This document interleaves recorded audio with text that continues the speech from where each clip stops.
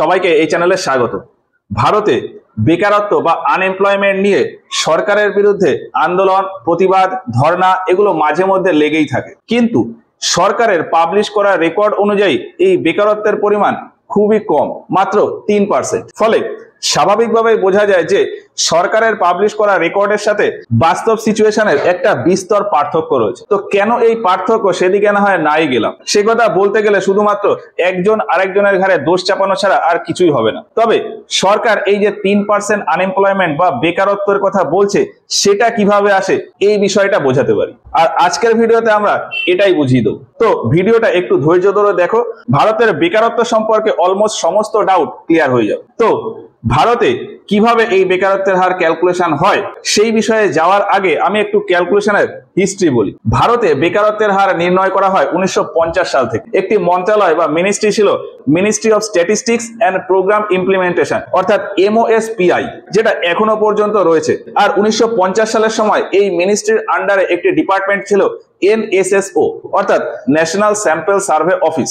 এই NSSO 1950 সাল থেকে ভারতের বেকারত্বের হার নির্ণয় করে এবং লাস্ট 2018 সাল পর্যন্ত বেকারত্বের হার নির্ণয় করেছে। সরকারের আরো একটা ডিপার্টমেন্ট ছিল সেন্ট্রাল স্ট্যাটিস্টিক্যাল অফিস। 2017-18 সালে এই NSSO আর CSO, অর্থাৎ সেন্ট্রাল স্ট্যাটিস্টিক্যাল অফিস, এই দুটো ডিপার্টমেন্টকে মার্জ করে নতুন একটা ডিপার্টমেন্ট তৈরি করা হয়, NSO বা ন্যাশনাল স্ট্যাটিস্টিক্স অফিস। ফলে 2018 সালের পর থেকে এই NSO বা ন্যাশনাল স্ট্যাটিস্টিক্স অফিস, এই ডিপার্টমেন্টটাই ভারতের বেকারত্বের হার নির্ণয় করে। এখন 1950 সালের পর থেকে বিভিন্ন মেথডের সাহায্যে ভারতে বেকারত্বের হার নির্ণয় করা হতো, কিন্তু কোনো স্পেসিফিক মেথড ছিল না।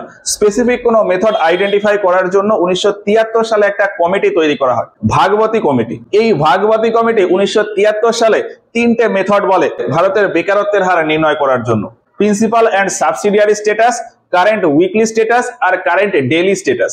এই ভাগবতী কমিটি বলে যে সারা দেশের বেকারত্বের হার নির্ণয় করার প্রয়োজন নেই, পুরো দেশের ভেতর কিছু স্পেসিফিক জায়গা বেছে নেওয়া হোক এবং সেই সমস্ত জায়গাতে সারা বছর ধরে সার্ভে করা হোক। ভারতের যদি 10% এরিয়াতে সার্ভে করা হয়, সেই সার্ভের পর দেখতে হবে ওই 10% এরিয়াতে কতজন লোক এমপ্লয়েড, মানে কতজন লোক কাজ করছে বা কতজন লোক বেকার বসে আছে। তো 10% এরিয়াতে যে সংখ্যাটা হবে, সেই হিসাবে পুরো ভারতের বেকারত্বের হার নির্ণয় করা হবে। আর এই কনসেপ্টের মাধ্যমেই এখনো পর্যন্ত ভারতে বেকারত্বের হার নির্ণয় করা হয়। তবে টাইমের বেসিসে এটাকে 3টে মেথডে ভাগ করা হয়। কি কি বললাম? Principal and subsidiary status, current weekly status আর কারেন্ট ডেইলি স্ট্যাটাস। এই মেথডগুলো কি আমি খুব শর্টে একটু বলি। বেকারত্বের হার নির্ণয় করার জন্য একটা সার্ভে হবে, পিরিয়ডিক লেবার ফোর্স সার্ভে বা PFLS। এই এখানে লিখেছি পিরিয়ডিক লেবার ফোর্স সার্ভে। এখন যদি এই প্রিন্সিপাল অ্যান্ড সাবসিডিয়ারি স্ট্যাটাস, এটাকে বলা হয় PSS, এই মেথডে যদি সার্ভে করা হয়, সেক্ষেত্রে দেখা হয় যে কোনো একটা পার্টিকুলার এরিয়াতে সারা বছর ধরে কতজন এমপ্লয়েড থাকছে বা কতজন আনএমপ্লয়েড থাকছে। এই মেথডে দেখা হয় যে কোনো একটা পার্টিকুলার এরিয়াতে যতজন লোক পুরো বছরের ভেতর 30 দিনের বেশি কোনো কাজ করছে বা 30 দিনের বেশি কোনো কাজে ইনভলভ রয়েছে, সেক্ষেত্রে ওই ব্যক্তিকে ওই এরিয়ার ভেতর এমপ্লয়েড বলে ধরা হবে। কোনো একজন ব্যক্তি কি কাজ করছে, কত মাইনা পাচ্ছে, জব স্যাটিসফ্যাকশন হচ্ছে কিনা, সেই সব কিচ্ছু দেখার দরকার নেই। সারা বছরে 365 দিনের ভেতর 30 দিন কোনো না কোনো জায়গায় যদি এনগেজ থাকে কাজের হিসাবে, সেক্ষেত্রে ওই ব্যক্তিকে এমপ্লয়েড বলে ধরা হবে। Principal status and subsidiary status, এই মেথডের সাহায্যে বেকারত্বের হার বার করার এটাই হচ্ছে প্রিন্সিপাল। ভাগবতী কমিটি আরেকটা মেথড বলে, সেটা কি? Weekly status. এই স্ট্যাটাসে ধরা হয় যে সার্ভেটা হবে সেটাও কোনো একটা পার্টিকুলার এরিয়াতে, ধরলাম একটা পার্টিকুলার এরিয়াতে 1000 জন লোক রয়েছে। এখন ওই সার্ভেটা হবে ওই 1000 জন লোকের ওপর 1 সপ্তাহ ধরে। সার্ভে অনুযায়ী বলে যে ওই 1000 জন লোকের ভেতর যতজন লোক পুরো 1 সপ্তাহের ভেতর মিনিমাম 1 ঘন্টাও কোনো না কোনো কাজ করেছে, সেক্ষেত্রে ওই ব্যক্তিকে ধরা হবে যে সে এমপ্লয়েড। মানে ওই 1000 জনের হিসাবে ধরলাম যে ওই এরিয়াতে কত বললাম, 1000 জন লোক রয়েছে, এর ভেতর পুরো সপ্তাহে টোটাল 800 জন লোক এরকম রয়েছে যারা মিনিমাম 1 ঘন্টা হলেও কাজ করেছে কোনো না কোনো জায়গাতে। ফলে এই কারেন্ট উইকলি স্ট্যাটাস এর রেকর্ড অনুযায়ী ওই এরিয়াতে এমপ্লয়েডের সংখ্যা হবে 800, মানে আনএমপ্লয়মেন্ট হলো 200 জন। ওই এরিয়ার 1000 জনের ভেতর কে কি কাজ করলো, কত মাইনা পেলো, জব স্যাটিসফ্যাকশন হচ্ছে কিনা, সেসব কিছু দেখার দরকার নেই। পুরো 1 সপ্তাহের ভেতর 1 ঘন্টা কাজ করেছে, তাহলেই সে এমপ্লয়েড। আর এই একইভাবে আরেকটা স্ট্যাটাস রয়েছে কারেন্ট ডেইলি স্ট্যাটাস। এই স্ট্যাটাসে দেখা হয় যে কোনো একজন ব্যক্তি একদিনের ভেতরে 1 ঘন্টা অন্তত কাজ করেছে কিনা। কোনো একটা পার্টিকুলার এরিয়াতে যতজন ব্যক্তি রয়েছে তার ভেতর কতজন একদিনের ভেতর মিনিমাম 1 ঘন্টা হলেও কাজ করেছে। যতজন মিনিমাম 1 ঘন্টা হলেও কাজ করবে তাদেরকেই এমপ্লয়েড বলে ধরা হবে। তো এই তিনটে মেথডে আমাদের বেকারত্বের হারটা আসে। আমি বোঝানোর জন্য আবারও একটা এক্সাম্পল দিই। ধরলাম একটা এরিয়া রয়েছে, সেখানে টোটাল 500 জন লোক রয়েছে। এখন ওই এরিয়াতে পুরো 1 বছর ধরে সার্ভে হলো।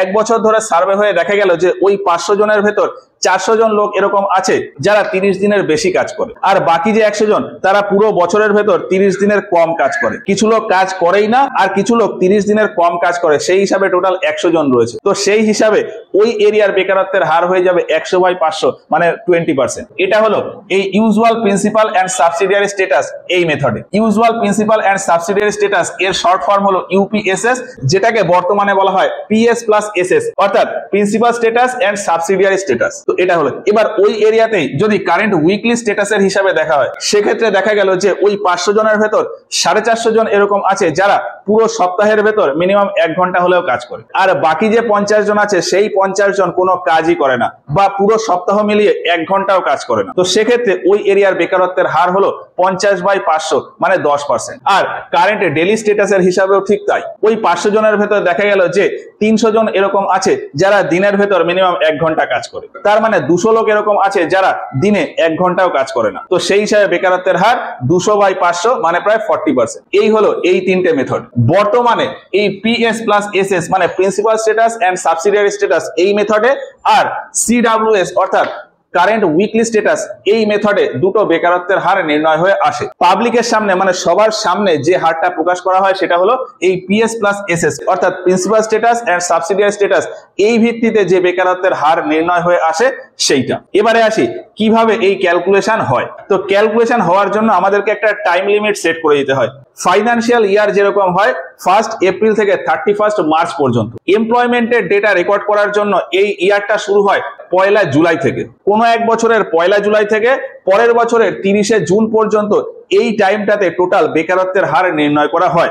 যেমন লাস্ট যে রেকর্ডটা বেরিয়েছে সেটা হলো 23-24 সালের রেকর্ড। এটার হিসাব করা হয়েছে 1 জুলাই 2023 থেকে 30 জুন 2024 সাল। এই সময়টাতে ভারতে টোটাল বেকারত্বের হার কত ছিল সেইটা। এবার এই বেকারত্বের হার যেমন পুরো অ্যানুয়ালি নির্ণয় করা হয়, এর পাশাপাশি কোয়ার্টারলিও নির্ণয় করা হয়, মানে প্রত্যেক 3 মাস অন্তর বেকারত্বের একটা হার নির্ণয় করা হয়। জুলাই, আগস্ট, সেপ্টেম্বর এই 3 মাস মিলিয়ে একটা হিসাব হয়। অক্টোবর, নভেম্বর, ডিসেম্বর এই 3 মাসের একটা হয়। জানুয়ারি, ফেব্রুয়ারি, মার্চ এই 3 মাসের আলাদা হয়। আর এপ্রিল, মে, জুন এই 3 মাসের আবার আলাদা রেকর্ড হয়। আর বছরের শেষে গিয়ে এই 4টে কোয়ার্টারকে একসাথে মিলিয়ে একটা ফাইনাল রেকর্ড দেওয়া হয়। আর এই রেকর্ডের ডেটাটা পাবলিশ হতে প্রায় 2 থেকে 3 মাস সময় লাগে। যেমন এই 23-24 সালের ডেটা, অর্থাৎ 1 জুলাই 2023 থেকে 30 জুন 2024, এই যে 1 বছরের ডেটা, এই 1 বছরের ডেটা পাবলিশ হয়েছে জুন মাসের 3 মাস পরে গিয়ে 23 সেপ্টেম্বর। 23 সেপ্টেম্বর ভারতের 1 বছরের পুরো ডেটা পাবলিশ হয়েছে। তো নরমালি যে কোনো কোয়ার্টারের ডেটা 2 থেকে 3 মাস পরে গিয়ে পাবলিশ হয়। এবার এই ডেটাটা পাবলিশ হবে কোথায়? যে মিনিস্ট্রি রয়েছে, অর্থাৎ MOSPI, ministry of statistics and programme implementation, এর ওয়েবসাইটে পাবলিশ হয়। এর পাশাপাশি আরো একটা ওয়েবসাইটে পাবলিশ হয়, সেটা হলো ministry of labour and employment. আর এই সমস্ত ডেটা একটা কমন ওয়েবসাইটে পাবলিশ হয়, সেটা হলো পাবলিক ইনফরমেশন ব্যুরো বা PIB ওয়েবসাইটে। চাইলে তোমরা চেক করে নিতে পারো, ডেসক্রিপশনে আমি লিংক দিয়ে দেবো। তো বেকারত্বের হার নির্ণয় করার জন্য কি বললাম, সার্ভে করা হয়। এবার এই সার্ভেটা দুটো আলাদা আলাদা ভাবে করা হয়। রুরাল এরিয়া বা গ্রামে একরকম ভাবে সার্ভে হয়, আরবান এরিয়া বা শহরে এলাকায় অন্যরকম ভাবে সার্ভে হয়। পুরো দেশ জুড়ে কিন্তু সার্ভে হয় না। দেশের ভেতর বেশ কিছু ইউনিট সিলেক্ট করে নেওয়া হয়, মানে কিছু পার্টিকুলার এরিয়া সিলেক্ট করে নেওয়া হয়। ভিলেজ এরিয়া হলে ছোট ছোট এক একটা গ্রাম ধরে নেওয়া হয়, আর শহরে এলাকা হলে ছোট ছোট একটা ব্লক ধরে নেওয়া হয়। এক একটা গ্রাম বা এক একটা ব্লক এগুলোকে বলা হয় ফার্স্ট স্টেজ ইউনিট বা FSU। এবার ভিলেজ বা গ্রামের ব্যাপারে বলি, একটা গ্রামে একবারই ভিজিট হয়। সার্ভে করার জন্য যে সমস্ত লোকজন থাকে তারা গ্রামের প্রত্যেকটা বাড়িতে গিয়ে খোঁজ খবর নেন যে এই বাড়িতে কতজন লোক রয়েছে, কে কি কাজ করেন, কোথায় কাজ করেন, কতক্ষণ কাজ করেন, কেমন মাইনা পান, এই সমস্ত কিছু ইনফরমেশন ওই সার্ভের লোকজন নেন। এটা গ্রামের ক্ষেত্রেও যেমন হয়, শহরের ক্ষেত্রেও ঠিক একই রকম হয়। তো গ্রামে যেমন বললাম একবারই ভিজিট হয়। ধরলাম ভারতের ভেতর টোটাল 200টা গ্রামে ভিজিট করা হবে। এই চলতি বছরে টোটাল 200টা গ্রামে ভিজিট করা হবে। এখন এই 200টা গ্রামকে 4টে কোয়ার্টারে ভেঙে নেওয়া হবে, তাহলে 50টা করে প্রত্যেক কোয়ার্টারে গ্রামের সার্ভে চলে আসবে। বলা হবে যে ভারতের এই এরিয়াতে হয়তো 50টা গ্রামে জুলাই, আগস্ট, সেপ্টেম্বর এই 3 মাস ধরে সার্ভে হলো। পরের 3 মাস অর্থাৎ অক্টোবর, নভেম্বর, ডিসেম্বর এই 3 মাস ধরে এই দক্ষিণ ভারতের 50টা এরিয়াতে সার্ভে হলো। তারপরের 3 মাসে অর্থাৎ জানুয়ারি, ফেব্রুয়ারি, মার্চে পূর্ব ভারতের 50টা গ্রামে সার্ভে হলো। তারপরে পরের 3 মাসে উত্তর ভারতের 3টে গ্রামে সার্ভে হলো। এইভাবে পুরো বছরে টোটাল 200টা গ্রামের সার্ভে কভার হবে। এখন এই যে বললাম যে 3 মাসে হয়তো এই এরিয়াতে 50টা গ্রামে সার্ভে হবে, তো এই 50টা গ্রামে টোটাল যত ফ্যামিলি আছে প্রত্যেক ফ্যামিলিতে একবার করেই যাওয়া হবে। এখন শহরের ক্ষেত্রে ব্যাপারটা একটু আলাদা। ধরলাম এই বছর পুরো ভারতের ভেতর 300টা শহরের সার্ভে হবে, তো সেই হিসাবে 300টা শহরকেও 4 ভাগে ভাগ করে দেওয়া হবে। তাহলে আসবে 75টা করে শহর। এই এরিয়াতে হয়তো 75টা প্রথম 3 মাসে, এই এরিয়াতে 75টা পরের 3 মাসে, এই এরিয়াতে 75টা তারপরের 3 মাসে, আর এই এরিয়ার 75টা শহর হয়তো তারপরের 3 মাসে। এইভাবে হলো। এবার ধরলাম এই এরিয়াতে যে 75টা শহর রয়েছে সেখানে 4 বার করে ভিজিট হবে। এই 75টা শহরে টোটাল যত ফ্যামিলি রয়েছে সেই প্রত্যেকটা ফ্যামিলিতে 4 বার করে ভিজিট হবে, এবং প্রত্যেক ভিজিটে একই রকম প্রশ্ন ও একই রকম ডেটা কালেক্ট করা হবে যে কোন ফ্যামিলিতে কতজন ব্যক্তি রয়েছে, কতদিন কাজ করছে, কত মাইনে পাচ্ছে, কত বয়স, রিটায়ার্ড করে গেছে কিনা, প্রতিবন্ধী আছে কিনা, কেউ হায়ার স্টাডিজ করছে কিনা, মানে যত ইনফরমেশন দরকার সার্ভের জন্য সমস্ত ইনফরমেশন প্রত্যেক বাড়ি বাড়ি গিয়ে নিয়ে নেবে। এখন শহরে এই 4 বার করে ভিজিট হবে কেন? কনসেপ্ট বলে যে শহরের লোকজন বারবার করে তাদের এমপ্লয়মেন্ট বা চাকরি বদল করে, ফলে এক বাড়িতে যদি আজকে আমি ডেটা নিই 1 মাস পরে আসলে হয়তো সেই ডেটা নাও থাকতে পারে। এই জন্যই শহরে এলাকায় বেকারত্বের হার নির্ণয় করার জন্য 4 বার করে ভিজিট হয়, এবং বলা হয় যে প্রথমবার ভিজিটে শহরে এলাকায় বেকারত্বের হারের জন্য যে ডেটা পাওয়া গেল তার সাথে যদি বাকি 3টে ভিজিটের ডেটার 75%ও মিলে যায় সেক্ষেত্রে ওই ফার্স্ট ভিজিটের ডেটাটাকেই ফাইনাল ডেটা বলে ধরে নেওয়া হয়। তো সার্ভেটা এইভাবে হয়। এবার এই সার্ভে রেজাল্ট হিসাবে আমাদের 23-24 সালে কি রেকর্ড এসছে সেইটা আমি একটু বলি। 23-24 সালে বেকারত্বের হার নিয়ে যে ডেটা পাবলিশ করা হয়েছে সেটার ডেট হলো 23শে সেপ্টেম্বর 2024। 2023-24 সালের রেকর্ড অনুযায়ী ভারতের ভেতর টোটাল 12,800টা জায়গাতে সার্ভে করা হয়। ভারতের ভেতর গ্রাম আর শহর মিলিয়ে টোটাল 12,800টা ইউনিট বেছে নেওয়া হয়, যেগুলোকে বলা হয় ফার্স্ট স্টেজ ইউনিট। এক একটা গ্রাম আর এক একটা শহর এই সব মিলিয়ে টোটাল 12,800টা ইউনিটকে বেছে নেওয়া হয়। এর ভেতর গ্রাম ছিল 7,016টা। 7,016টা গ্রামকে বেছে নেওয়া হয়। 5,784টা ব্লককে বেছে নেওয়া হয়। শহরে এলাকায় 5,784টা ব্লক বেছে নেওয়া হয়। ভিলেজ আর ব্লক মিলিয়ে একসাথে বলা হয় ফার্স্ট স্টেজ ইউনিট বা FSU। এটাকে আমরা শর্টে ইউনিটও বলতে পারি। তো গ্রাম এলাকায় টোটাল ইউনিট হলো 7,016, আর আরবান এরিয়া মানে শহরে এলাকায় টোটাল ইউনিট ছিল 5,784। সেই হিসাবে টোটাল ইউনিট অ্যালট করা হয়েছিল 12,800। মানে সরকারের দিক থেকে টার্গেট নেওয়া হয়েছিল যে আমার 12,800 খানা ইউনিটকে কভার করতে হবে। গ্রাম আর শহর মিলিয়ে টোটাল 12,800 জায়গায় আমাকে ভিজিট করতে হবে, কিন্তু আলটিমেটলি গিয়ে দেখা যায় যে সমস্ত জায়গায় কভার হয়নি। গ্রামের এই 7,016 ভেতর 6,975টা গ্রামে সার্ভে হয়েছে, আর শহরের ভেতর 5,784টা ব্লকের ভেতর 5,768টা ব্লকে সার্ভে কভার হয়েছে। তাহলে গ্রাম আর শহর মিলিয়ে টোটাল কটা জায়গা কভার হয়েছে? 12,743টা জায়গা কভার হয়েছে সার্ভে করে। এবার এই ব্লকেরও আবার ডিভিশনের ভ্যালু দিয়েছে। টোটাল কতগুলো গ্রামে সার্ভে হয়েছে? 6,975টা গ্রামে সার্ভে হয়েছে। এই 6,975টা গ্রামের ভেতর টোটাল কটা বাড়িতে সার্ভে হয়েছে সেই ডেটা হলো 55,796টা বাড়িতে সার্ভে হয়েছে। 6,975টা গ্রাম মিলিয়ে টোটাল 55,796টা বাড়িতে গিয়ে সার্ভে করা হয়েছে। শহরের ভেতর 5,768টা ব্লকের ভেতর 46,124টা ফ্যামিলিতে গিয়ে সার্ভে করা হয়েছে। তো সেই হিসাবে টোটাল করলে আমাদের দেখা যাবে যে 12,743টা যে ইউনিট ছিল তার ভেতর 1,01,920টা ফ্যামিলিতে গিয়ে টোটাল সার্ভে হয়েছে। গ্রাম আর শহর মিলিয়ে টোটাল কতগুলো ফ্যামিলিতে সার্ভে করা হয়েছে? 1,01,920টা ফ্যামিলিতে।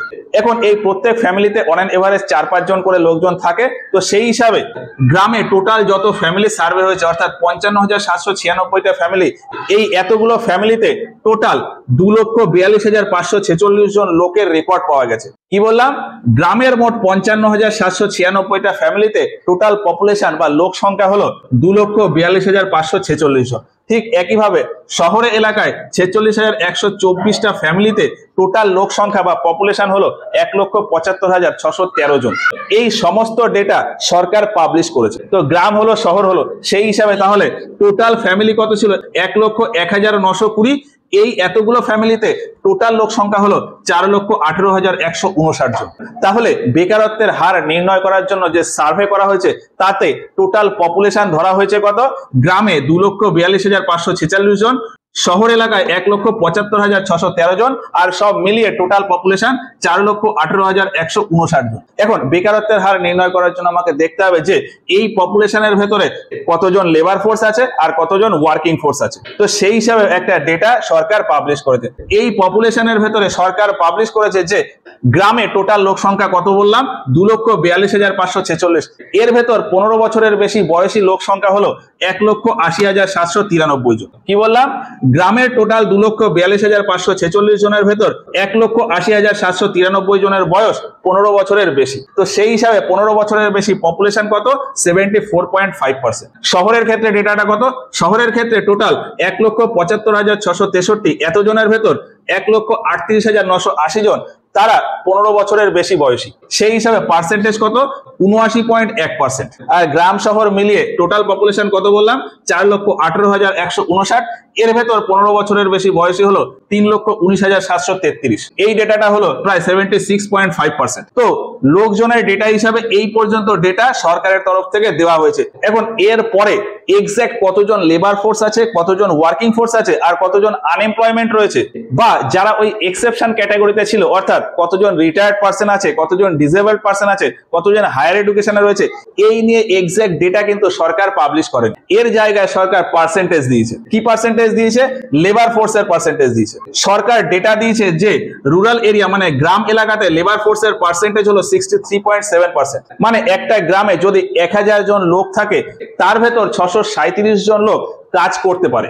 কাজ করছে কি করছে না পরের বিষয়, কিন্তু কাজ করতে পারে 1000 জনের ভেতর 637 জন। তো সেই হিসাবে টোটাল পপুলেশন 2,42,546। এর ভেতর যদি 63.7% আমি ক্যালকুলেট করি সেই হিসাবে টোটাল লেবার ফোর্স আসে 1,54,501 জন মতো। গ্রামের এই পপুলেশনের ভেতর 1,54,501 জন কাজ করতে পারে। করছে কি করছে না পরের ব্যাপার। এবার এই জায়গাটা আমি একটু বোঝানোর চেষ্টা করি। টোটাল পপুলেশন এইটা, এর ভেতর 15 বছরের বেশি লোক ছিল এইটা 1,80,000 মতন। এই 1,80,000-এর ভেতর 1,54,000 মতন কাজ করতে পারে। তাহলে বাকি যে 26,292 জন এদেরকে লেবার ফোর্সের ভেতর ধরা হয় না। এরা হলো ওই এক্সেপশন ক্যাটাগরিতে রয়েছে। রিটায়ার্ড পার্সন, ডিসেবলড পার্সন আর হায়ার এডুকেশন মিলিয়ে টোটাল কতজন রয়েছে? 26,292 জন।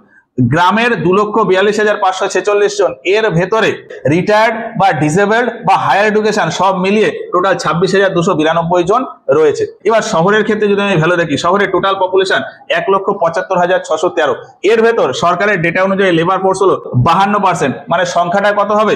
91,318 জন। এখন গ্রামের হিসাবে যেভাবে আমি এক্সেপশন কন্ডিশন পেয়েছিলাম, শহরের ক্ষেত্রে এক্সেপশন আসবে হচ্ছে 47,662 জন। এবার গ্রাম আর শহরের ডেটা এই পর্যন্ত ঠিকঠাক ছিল।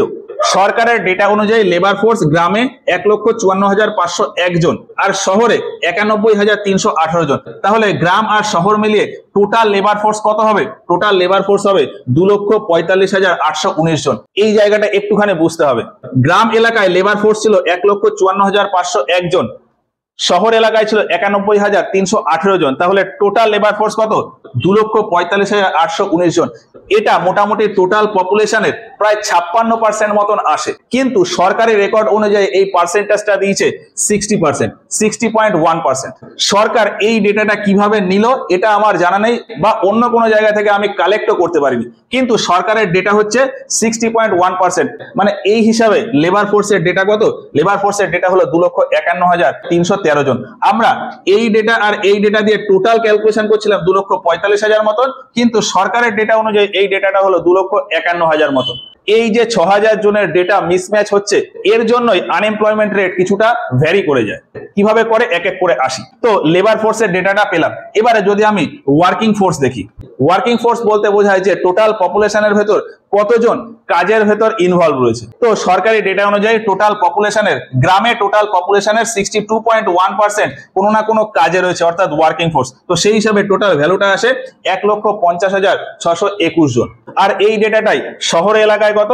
শহর এলাকায় হলো 49.4%, মানে সেই হিসাবে 86,552 জন।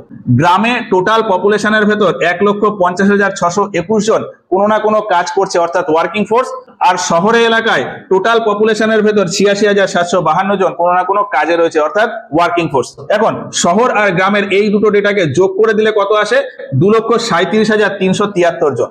এই দুটো ডেটা হিসাবে টোটাল করলে গ্রাম আর শহর মিলিয়ে টোটাল ওয়ার্কিং কন্ডিশনে বা ওয়ার্কিং ফোর্স হলো 2,37,373 জন, যেটা মোটামুটি 55% মতন আসে। কিন্তু সরকারি ডেটা অনুযায়ী এই পার্সেন্টেজটা হলো 58.2%, মানে এই সংখ্যাটা হলো 2,43,368 জন।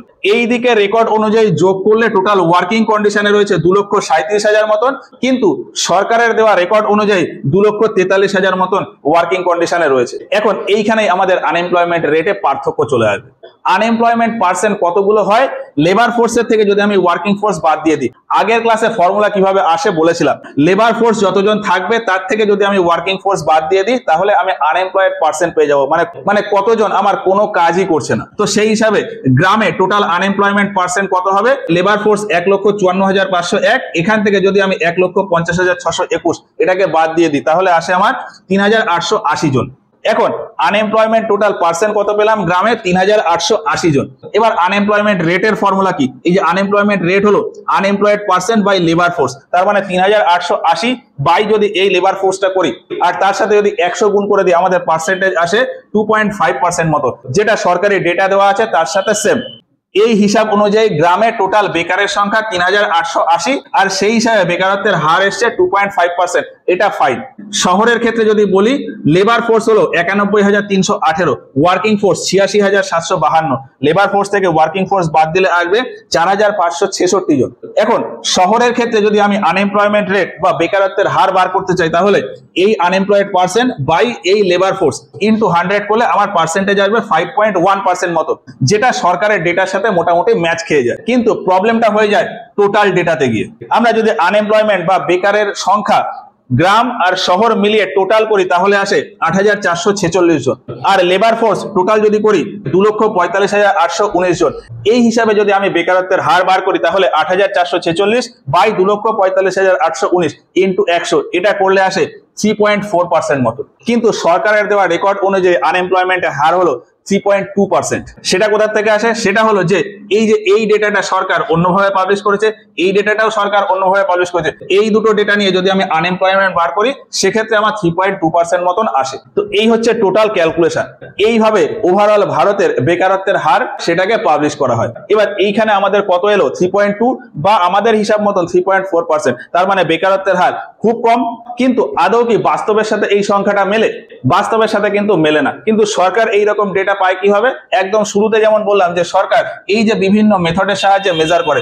সরকার যেখানে সার্ভে করতে যাচ্ছে সেখানে গিয়ে দেখলো যে পুরো বছরের ভেতর 30 দিন কাজ করছে কিনা, কত কাজ করছে দেখছে না, কিন্তু কাজে কত পাচ্ছে বা পাচ্ছে না সেটাও দেখছে না। 30 দিনের বেশি কতদিন কাজ করছে সেটাও কিন্তু দেখছে না, শুধু দেখছে 30 দিনের বেশি কাজ করছে কিনা। কোনো না কোনো ভাবে যদি 30 দিনের বেশি কাজ করে ফেলে তাহলেই তাকে এমপ্লয়েডের ভেতর ধরে নেয়। আর এটাই আমাদের সব থেকে মাইনাস পয়েন্ট হয়ে যায়। সরকারের যদি উদ্দেশ্য থাকে যে আমি এই এরিয়াতে আনএমপ্লয়মেন্ট রেটটাকে কমিয়ে দেবো, মানে এমপ্লয়েডের সংখ্যা বাড়িয়ে দেবো, আমি আমার রেকর্ডটাকে ঠিকঠাক রাখার জন্য ওই এরিয়াতে এমপ্লয়েডের সংখ্যা বাড়িয়ে দেবো, তাহলে কিন্তু করতে পারে। আমি খুব সিম্পল একটা উদাহরণ বলি। লোকাল যারা বিভিন্ন কাজকর্ম করে খায়, যেমন যারা রঙের কাজে যায়, যারা মাটি কাটার কাজে যায়, বা লোকাল কোনো গ্রিলের দোকানে কাজ করে, লোকাল হয়তো ছোটখাটো একটা মুদিখানা দোকান চালায়, তো এরা আদৌ কাজ করছে কি করছে না সেই রেকর্ড কিন্তু সরকারের কাছে থাকে না। সরকার জানতেই পারে না যে তারা আদৌ কাজ করছে বা করছে না। তো সেই হিসাবে সরকারের কাছে রেকর্ড থাকবে যে তারা কোনো কাজই করছে না। সরকার যদি চায় যে এখন তাদেরকে এমপ্লয়েডের ভেতরে নিয়ে আসবে, সেক্ষেত্রে কি করতে পারে? সরকার একটা স্কিম চালু করে দিল। এরকম একটা স্কিম চালু করেছিল ই শ্রম পোর্টাল, অর্থাৎ শ্রমিক কার্ড করা। একটা হুজুগ উঠেছিল যে শ্রমিক কার্ড করতে হবে।